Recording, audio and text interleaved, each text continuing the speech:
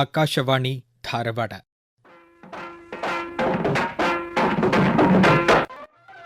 ಸಮಾಚಾರ ದರ್ಶನ. ಮುಖ್ಯಾಂಶಗಳು. ನೂತನ 4 ಕಾರ್ಮಿಕ ಕಾನೂನುಗಳು ಕೇಂದ್ರದ ಸುಗ್ರೀವಾಜ್ಞೆಯೊಂದಿಗೆ ಜಾರಿಗೆ. 29 ಹಳೆಯ ಕಾರ್ಮಿಕ ಕಾನೂನುಗಳು ರದ್ದು. ಡಿಜಿಟಲ್ ಇಂಡಿಯಾ ಹಾಗೂ ಸುಗಮ ಜೀವನ ಯೋಜನೆ. ನಾಳೆಯವರೆಗೆ ಡಿಜಿಟಲ್ ಜೀವಿತ ಪ್ರಮಾಣಪತ್ರ ಸಲ್ಲಿಸಲು ಪಿಂಚಣಿದಾರರಿಗೆ ಅವಕಾಶ. ಕೂಲಿಗಲ್ಲ ಕೆಲಸಕ್ಕಲ್ಲ ಶಾಲೆಗೆ ಅಭಿಯಾನ. ರಾಜ್ಯ ಮಕ್ಕಳ ಹಕ್ಕುಗಳ ರಕ್ಷಣಾ ಆಯೋಗದಿಂದ ಧಾರವಾಡ ಜಿಲ್ಲೆಯಲ್ಲಿ ಪ್ರಾಯೋಗಿಕ ಅನುಷ್ಠಾನ.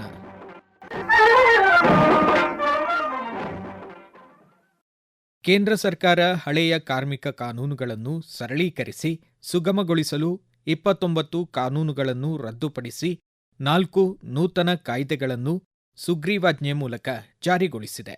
ವೇತನ ಸಂಹಿತೆ 2019, ಕೈಗಾರಿಕಾ ಸಂಬಂಧಗಳ ಸಂಹಿತೆ 2020, ಸಾಮಾಜಿಕ ಭದ್ರತಾ ಸಂಹಿತೆ 2020 ಹಾಗೂ ಆರೋಗ್ಯ ಮತ್ತು ಕೆಲಸದ ಪರಿಸ್ಥಿತಿಗಳ ಸಂಹಿತೆ 2020 ಜಾರಿಗೊಂಡ ನೂತನ ಕಾರ್ಮಿಕ ಕಾಯ್ದೆಗಳು. ಹೊಸ ಕಾರ್ಮಿಕ ಕಾನೂನುಗಳ ಕುರಿತು ಸಾಮಾಜಿಕ ಮಾಧ್ಯಮ ಎಕ್ಸ್ನಲ್ಲಿ ಪ್ರತಿಕ್ರಿಯಿಸಿರುವ ಪ್ರಧಾನಮಂತ್ರಿ ನರೇಂದ್ರ ಮೋದಿ, ಕಾರ್ಮಿಕ ಕಾಯ್ದೆ ಸುಧಾರಣೆ ಸಾರ್ವತ್ರಿಕ ಸಾಮಾಜಿಕ ಭದ್ರತೆ, ಕನಿಷ್ಠ ವೇತನ ಹಾಗೂ ಸುರಕ್ಷಿತ ಕೆಲಸದ ಸ್ಥಳಗಳಿಗೆ ಬಲವಾದ ಬುನಾದಿಯಾಗಿವೆ ಎಂದು ಬಣ್ಣಿಸಿದ್ದಾರೆ. ನೂತನ ಕಾರ್ಮಿಕ ಕಾನೂನುಗಳಿಂದ ಕಾರ್ಮಿಕರಿಗಿರುವ ಪ್ರಯೋಜನಗಳ ಕುರಿತು ಮಾಹಿತಿ ನೀಡಿದ್ದಾರೆ ಬೆಳಗಾವಿ ಪ್ರಾದೇಶಿಕ ಕಾರ್ಮಿಕ ಉಪ ಆಯುಕ್ತ ಡಿಜಿ ನಾಗೇಶ್. ಭಾರತ ಸರ್ಕಾರ ಸುಮಾರು 29 ಕೇಂದ್ರದ ಕಾರ್ಮಿಕ ಕಾಯ್ದೆಗಳನ್ನ ಕ್ರೋಢೀಕರಿಸಿ 4 ಕಾರ್ಮಿಕ ಸಂಹಿತೆಗಳನ್ನಾಗಿ ಮಾಡಿದೆ. ಇದರಿಂದ ಕಾರ್ಮಿಕರಿಗೆ ಸಾಕಷ್ಟು ಅನುಕೂಲ ಕೂಡ ಇದೆ. ಅದರಲ್ಲಿ ಮೊದಲನೇದಾಗಿ ಎಲ್ರಿಗೂ ಕನಿಷ್ಠ ವೇತನ ಸಿಗುತ್ತೆ. ಇನ್ನು ಎರಡನೇದಾಗಿ ತಿಂಗಳ ವೇತನವನ್ನ ನಿರ್ದಿಷ್ಟ ದಿನಾಂಕದೊಳಗೆ ಕಡ್ಡಾಯವಾಗಿ ಪಾವತಿಸಬೇಕಾಗುತ್ತೆ. ಇನ್ನು ಮೂರನೇದಾಗಿ ಸಾಮಾಜಿಕ ಭದ್ರತೆ ವಿಸ್ತರಣೆ ಆಗ್ತಾ ಇದೆ. ಅಂದ್ರೆ ESI ಇರಬಹುದು, PF ಇರಬಹುದು, ಗ್ರಾಚ್ಯುಟಿ ಇರಬಹುದು, ಮೆಟರ್ನಿಟಿ ಬೆನಿಫಿಟ್ ಲಭ್ಯ ಇದೆ. ಇನ್ನ ಎಲ್ಲಾ ವಲಯದ ಕಾರ್ಮಿಕರಿಗೆ ಲಿಖಿತವಾಗಿ ಒಂದು ಅಪಾಯಿಂಟ್ಮೆಂಟ್ ಲೆಟರ್ ಕೊಡ್ತಕ್ಕಂಥದ್ದು ಕಡ್ಡಾಯ ಆಗುತ್ತೆ. ರಾಷ್ಟ್ರೀಯ ಕೆಡೆಟ್ ಕಾರ್ಪ್ಸ್ ಎನ್ಸಿಸಿ 78ನೇ ಸಂಸ್ಥಾಪನಾ ದಿನವನ್ನು ಕರ್ನಾಟಕ ಸೇರಿದಂತೆ ದೇಶಾದ್ಯಂತ ಅರ್ಥಪೂರ್ಣ ಕಾರ್ಯಕ್ರಮಗಳ ಮೂಲಕ ಕೆಡೆಟ್ಗಳು ಆಚರಿಸಿದರು. ರಕ್ತದಾನ ಶಿಬಿರ, ಏಕ್ ಪೇಡ್ ಮಾಕೆ ನಾಮ್, ವೃಕ್ಷಾರೋಪಣ ಅಭಿಯಾನ, ಸ್ವಚ್ಛತಾ ಹಿ ಸೇವಾ, ಮಾದಕ ದ್ರವ್ಯ ವಿರೋಧಿ ಜಾಗೃತಿ ಮುಂತಾದ ಸಾರ್ವಜನಿಕ ಹಿತದ ಸೇವೆಯ ಮೂಲಕ ಗಮನ ಸೆಳೆದರು. ಮುಖ್ಯಮಂತ್ರಿಯವರ ಪದಕ ವಿಜೇತ ಎನ್ಸಿಸಿ ಆರ್ಮಿ ವಿಂಗ್ ನಿವೃತ್ತ ಅಧಿಕಾರಿ ಹಾಗೂ ಶಿಕ್ಷಕ ಧಾರವಾಡದ ಮಲ್ಲಿಕಾರ್ಜುನ್ ಚಿಕ್ಕಮಠ್ ವಿದ್ಯಾರ್ಥಿ ಜೀವನದಲ್ಲಿ ಎನ್ಸಿಸಿ ಪಾತ್ರದ ಕುರಿತು ತಮ್ಮ ಅನಿಸಿಕೆ ಹಂಚಿಕೊಂಡಿದ್ದಾರೆ.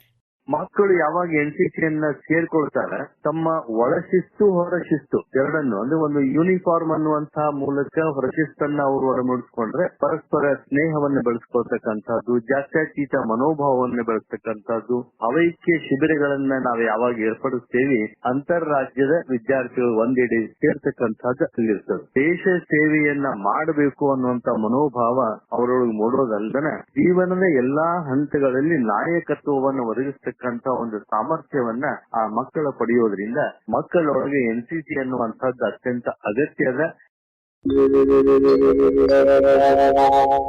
ಕೇಂದ್ರದ ಸಿಬ್ಬಂದಿ ಸಾರ್ವಜನಿಕ ಕುಂದುಕೊರತೆಗಳು, ಪಿಂಚಣಿ ಹಾಗೂ ಪಿಂಚಣಿದಾರರ ಯೋಗಕ್ಷೇಮ ಸಚಿವಾಲಯ ಡಿಜಿಟಲ್ ಇಂಡಿಯಾ ಹಾಗೂ ಸುಗಮ ಜೀವನ ಯೋಜನೆಯಡಿ ಪಿಂಚಣಿದಾರರ ಡಿಜಿಟಲ್ ಸಬಲೀಕರಣಕ್ಕಾಗಿ 4ನೇ ಆವೃತ್ತಿಯ ಡಿಜಿಟಲ್ ಜೀವಿತ ಪ್ರಮಾಣಪತ್ರ ಸಲ್ಲಿಕೆ ವಿಶೇಷ ಅಭಿಯಾನವನ್ನು ದೇಶಾದ್ಯಂತ ಈ ತಿಂಗಳ 30ರವರೆಗೆ ಆಯೋಜಿಸಿದೆ.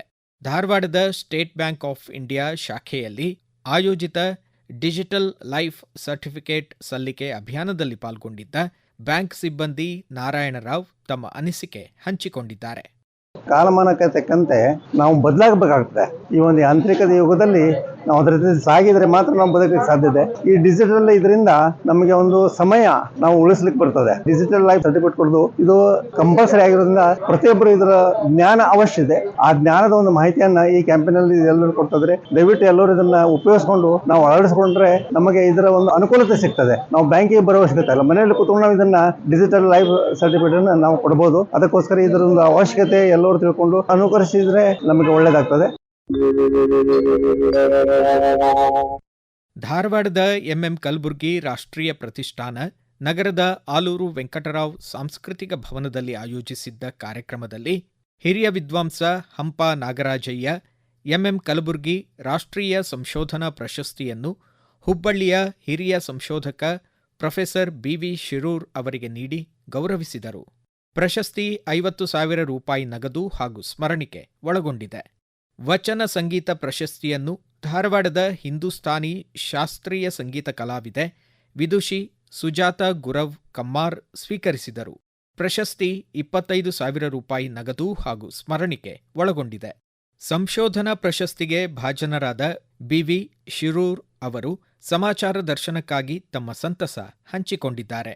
ನನಗೆ ಡಾಕ್ಟರ್ ಎನ್ ಕಲಬುರ್ಗಿ ರಾಷ್ಟ್ರೀಯ ಪ್ರತಿಷ್ಠಾನದ ವತಿಯಿಂದ ಈ ವರ್ಷ ಕೊಡಲಾದಂತಹ ರಾಷ್ಟ್ರೀಯ ಪ್ರಶಸ್ತಿ ನನಗೆ ನಿಜವಾಗಿಯೂ ಸಂತೋಷವನ್ನುಂಟು ಮಾಡಿದೆ. ಡಾಕ್ಟರ್ ಎನ್ ಕಲಬುರ್ಗಿ ಅವರ ಮೊತ್ತ ಮೊದಲನೇ ಶಿಷ್ಯನಾಗಿ ನಾನು ಕರ್ನಾಟಕ ಕಾಲೇಜಿನಿಂದ ನನ್ನ ಅಭ್ಯಾಸ ಪ್ರಾರಂಭ ಆಯಿತು ಅಂತ ಹೇಳಿ.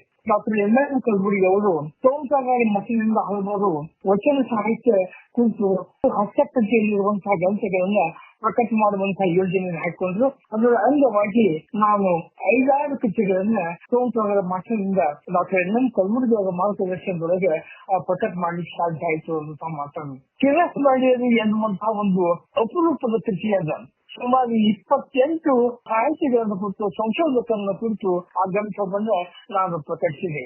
ಜೊತೆಗೆ ಜೈನ ಸಾಹಿತ್ಯ ಸಮೀಕ್ಷೆ ಎನ್ನುವಂತಹ ಕೃತಿ ಕೂಡ ನನ್ನಿಂದ ಬಂತು. ರಾಜ್ಯ ಮಕ್ಕಳ ಹಕ್ಕುಗಳ ರಕ್ಷಣಾ ಆಯೋಗ ಬಾಲ ಹಾಗೂ ಕಿಶೋರ ಕಾರ್ಮಿಕ ಪದ್ಧತಿಯನ್ನು ಬೇರು ಸಮೇತ ಕೀಳಲು ಪ್ರಾಯೋಗಿಕವಾಗಿ ಧಾರವಾಡ ಜಿಲ್ಲಾಡಳಿತದೊಂದಿಗೆ ವಿನೂತನ ಕೂಲಿಗಲ್ಲ ಕೆಲಸಕ್ಕಲ್ಲ ಶಾಲೆಗೆ ಅಭಿಯಾನಕ್ಕೆ ಶೀಘ್ರ ಚಾಲನೆ ನೀಡಲಿದೆ. ಈ ಹಿನ್ನೆಲೆಯಲ್ಲಿ ವಿನೂತನ ಅಭಿಯಾನದ ಕುರಿತು ಮಾಹಿತಿ ನೀಡಿದ್ದಾರೆ ಧಾರವಾಡ ಜಿಲ್ಲಾಧಿಕಾರಿ ದಿವ್ಯಾ ಪ್ರಭು. ಅಭಿಯಾನದ ಒಂದು ಪ್ರಮುಖ ಉದ್ದೇಶ ಹಾಗೂ ಸಂದೇಶವೆಂದರೆ ಮಕ್ಕಳನ್ನು ದೈಹಿಕವಾಗಿ, ಮಾನಸಿಕವಾಗಿ ಹಾಗೂ ಭೌತಿಕವಾಗಿ ಅವರಿಗೆ ಬೆಳವಣಿಗೆಗೆ ಸುರಕ್ಷಿತ ಒಂದು ವಾತಾವರಣವನ್ನು ಸೃಷ್ಟಿ ಮಾಡೋದು ನಮ್ಮ ಎಲ್ಲರ ಒಂದು ಜವಾಬ್ದಾರಿ ಇದೆ. ಮಕ್ಕಳು ಕಾರ್ಮಿಕರಲ್ಲ, ಭವಿಷ್ಯದ ನಾಗರಿಕರು. ಪ್ರತಿ ಮಗುನು ಶಾಲೆಯಲ್ಲಿ ಇರಬೇಕು, ಕೆಲಸದ ಸ್ಥಳದಲ್ಲಿ ಅಲ್ಲ. ಶಿಕ್ಷಕರು, ಪೋಷಕರು, ಅಂಗನವಾಡಿ ಕಾರ್ಯಕರ್ತರು, ಎಸ್ಡಿಎಂಸಿ ಅವರು, ಪೊಲೀಸರು ಇವರ ಎಲ್ಲ ಇಲಾಖೆಯ ಸಂಯುಕ್ತ ಆಶ್ರಯದಲ್ಲಿ ಕೆಲಸದಿಂದ ಕಂಡುಬರುವ ಮಕ್ಕಳನ್ನು ಒಟ್ಟಾಗಿ ಅವರನ್ನು ರಕ್ಷಣೆ ಮಾಡುವುದು, ಶಾಲೆಗೆ ಮರು ಸೇರ್ಪಡೆ ಕಾರ್ಯಕ್ರಮವನ್ನು ಮಾಡುವುದು. ಇದಕ್ಕೆ ತಾವೆಲ್ಲರೂ ಕೂಡ ಕೈ ಜೋಡಿಸಿ ಸದೃಢ ಭಾರತವನ್ನು ನಿರ್ಮಾಣ ಮಾಡಕ್ಕೆ ತಾವೆಲ್ಲರೂ ಸಹಕರಿಸಬೇಕಂತ ಎಲ್ಲರಿಗೂ ಮನವಿ ಮಾಡಿಕೊಳ್ತೀವಿ. ಕೊಲಂಬೋದಲ್ಲಿ ಇತ್ತೀಚೆಗೆ ಸಂಪನ್ನಗೊಂಡ ಅಂಧ ಮಹಿಳೆಯರ ವಿಶ್ವಕಪ್ ಕ್ರಿಕೆಟ್ ಟಿ20 ಪಂದ್ಯದಲ್ಲಿ ನೇಪಾಳ ತಂಡವನ್ನು ಪರಾಭವಗೊಳಿಸಿ ಭಾರತೀಯ ತಂಡ ವಿಶ್ವ ವೀರಾಗ್ರಣಿಯಾಗಿ ಹೊರಹೊಮ್ಮಿತು. ಐತಿಹಾಸಿಕ ಸಾಧನೆ ಮಾಡಿದ ಭಾರತೀಯ ಅಂಧ ಮಹಿಳೆಯರ ರಾಷ್ಟ್ರೀಯ ಕ್ರಿಕೆಟ್ ತಂಡದ ಆಟಗಾರ್ತಿಯರನ್ನು ಪ್ರಧಾನಮಂತ್ರಿ ನರೇಂದ್ರ ಮೋದಿ ಹಾಗೂ ಮುಖ್ಯಮಂತ್ರಿ ಸಿದ್ದರಾಮಯ್ಯ ಅಭಿನಂದಿಸಿದ್ದಾರೆ. ರಾಷ್ಟ್ರೀಯ ತಂಡದಲ್ಲಿ ಸ್ಥಾನ ಪಡೆದು ಚಾಂಪಿಯನ್ ಪಟ್ಟ ಅಲಂಕರಿಸುವಲ್ಲಿ ರಾಜ್ಯದ 3 ದೃಷ್ಟಿ ವಿಶೇಷಚೇತನ ಕ್ರಿಕೆಟಿಗರು ಗಣನೀಯ ಪಾತ್ರ ವಹಿಸಿದ್ದಾರೆ. ಶಿವಮೊಗ್ಗ ಜಿಲ್ಲೆ ರಿಪ್ಪನ್ಪೇಟೆಯ ಬರುವೆ ಗ್ರಾಮದ ಆಲ್ರೌಂಡರ್ ವಿ ಕಾವ್ಯ ಸಮಾಚಾರ ದರ್ಶನಕ್ಕಾಗಿ ತಮ್ಮ ಸಂತಸ ಹಂಚಿಕೊಂಡಿದ್ದಾರೆ.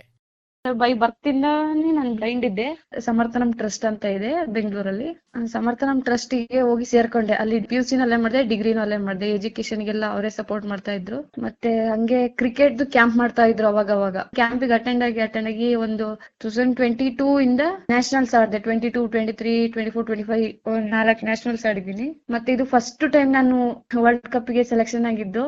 ತುಂಬಾ ಖುಷಿ ಆಗ್ತಾ ಇದೆ ನನಗೆ. ನಮ್ ಟೀಮು, ನಮ್ ಮ್ಯಾನೇಜರು ತುಂಬಾ ಎಲ್ಲ ಸಪೋರ್ಟಿವ್ ಆಗಿ ನಿದ್ರು. ಮತ್ತೆ ಕ್ಯಾಬಿ ಅಂತ ಇದೆ, cricket association for the blind, India represent ಮಾಡಿದ್ಕೆ ನನಗೆ ತುಂಬಾ ಖುಷಿ ಆಗ್ತಾ ಇದೆ ಅದರಲ್ಲಿ. ಇದು ಈ ವಾರದ ಸಮಾಚಾರ ದರ್ಶನ. ಪ್ರಸ್ತುತಿ ಧಾರವಾಡ ಆಕಾಶವಾಣಿಯ ಪ್ರಾದೇಶಿಕ ಸುದ್ದಿ ವಿಭಾಗ. ಸಂಪಾದಕರು ಧಾರವಾಡ ಹಾಗೂ ಬೆಂಗಳೂರು ಆಕಾಶವಾಣಿಯ ಪ್ರಾದೇಶಿಕ ಸುದ್ದಿ ವಿಭಾಗದ ಉಪನಿರ್ದೇಶಕರಾದ ರಾಯ್ ಚಾಕೋ. ನಿರೂಪಣೆ ವಿವೇಕಾದಿತ್ಯ ಕನಿಯಾಲ. ಸಹಕಾರ ಹರ್ಷವರ್ಧನ್ ಶೀಲವಂತ್, ಉಮೇಶ್ ಗೂಳಣ್ಣವರ್ ಹಾಗೂ ಮುರ್ತುಜಾ ಹೊಂಗಲ್. ಮುಂದಿನ ವಾರ ಇದೇ ವೇಳೆಗೆ ಮತ್ತೆ ಮೂಡಿ ಬರಲಿದೆ ವಾರದ ವಾರ್ತಾಚಿತ್ರ ಸಮಾಚಾರ ದರ್ಶನ.